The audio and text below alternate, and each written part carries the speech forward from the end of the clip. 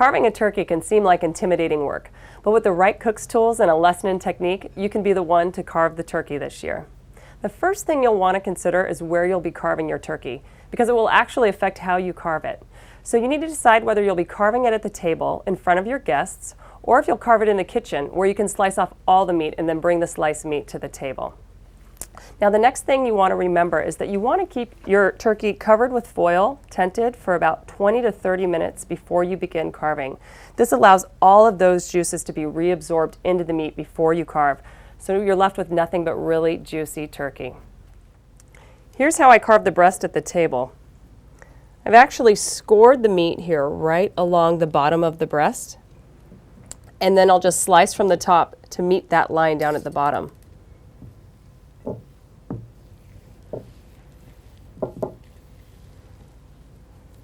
This turkey smells amazing.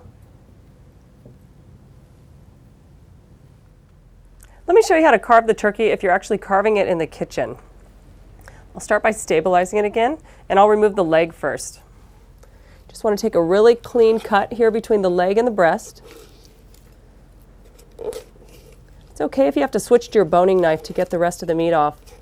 You can kind of see how it starts to separate from the rest of the turkey. And as you carve more, you'll just get the hang of it. All right, let's switch to my boning knife. Don't be afraid to get down in there.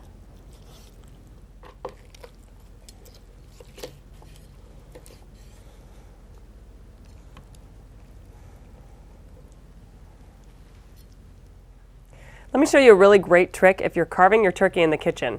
I'm actually going to remove the entire breast off the bone before I carve it.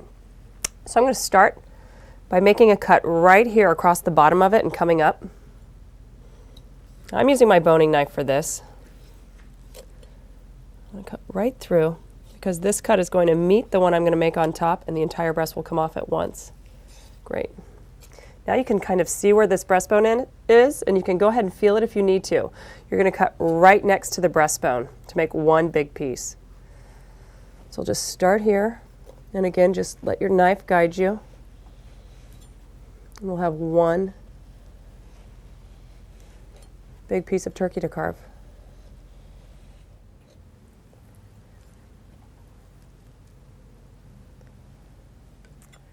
Now I'm removing the wings. I actually like to leave these on until the end because they help stabilize the rest of the bird as you're carving it. So again, you're just going to need to use your boning knife to get in between this joint here. And don't be shy.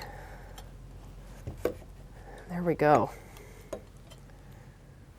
The reason I removed the breast meat from the turkey before carving is because it allows me to cut it against the grain, leaving me with this really moist turkey.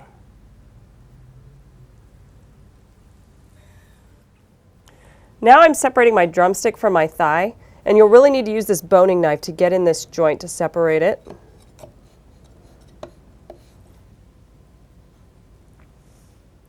When I carve my drumstick, I like to slice parallel to the bone, and then I just keep turning it until I've removed all the meat.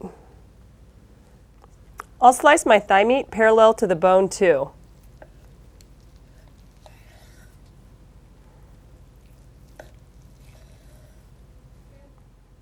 By carving my turkey in the kitchen, I was able to arrange all the meat on a platter so my guests can help themselves.